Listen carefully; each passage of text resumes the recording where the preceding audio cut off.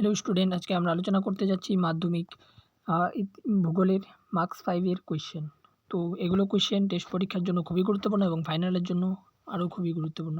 তো তোমরা কোয়েশ্চেনগুলোকে বাড়িতে ভালোভাবে প্র্যাকটিস করবে। ফার্স্ট কোয়েশ্চেন, হিমবাহ ক্ষয়কার্যের ফলে সৃষ্ট 3টি ভূমিরূপের চিত্রসহ বিবরণ দাও। নেক্সট কোয়েশ্চেন, চিত্রসহ নিয়ত বায়ু প্রবাহের বিবরণ দাও। ভূমধ্যসাগরীয় ও মৌসুমী জলবায়ুর বৈশিষ্ট্যের পার্থক্য লেখো। চিত্রসহ জোয়ার ভাটার কারণ আলোচনা করো।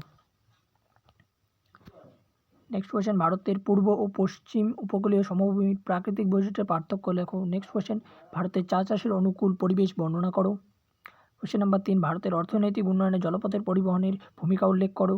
নেক্সট কোয়েশ্চেন, পশ্চিম ভারতে কার্পাস বয়ন শিল্পের বিকাশ লাভের কারণগুলি আলোচনা করো।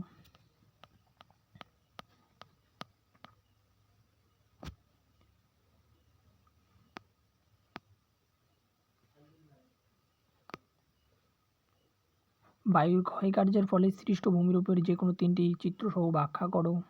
হিমবাহের সঞ্চয় কার্যের ফলে সৃষ্ট ভূমিরূপের নাম করো এবং যে কোনো 3টির চিত্রসহ ব্যাখ্যা করো। কোয়েশ্চেন নাম্বার 3, জেট বায়ুর প্রবাহের 3টি বৈশিষ্ট্য লেখো। এই বায়ুর সঙ্গে মৌসুমি বায়ুর সম্পর্ক আলোচনা করো।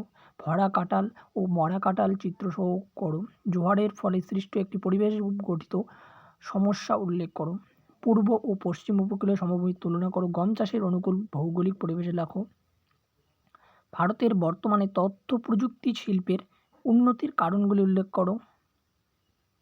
সড়ক পথের সুবিধা ও অসুবিধাগুলি কী কী তা আলোচনা করো।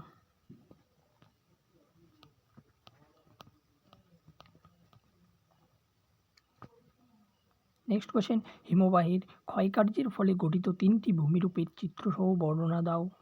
উষ্ণতার ভিত্তিতে বায়ুমণ্ডলের স্তর বিন্যাস করে যে কোনো 2টি স্তরের চিত্রসহ বর্ণনা দাও।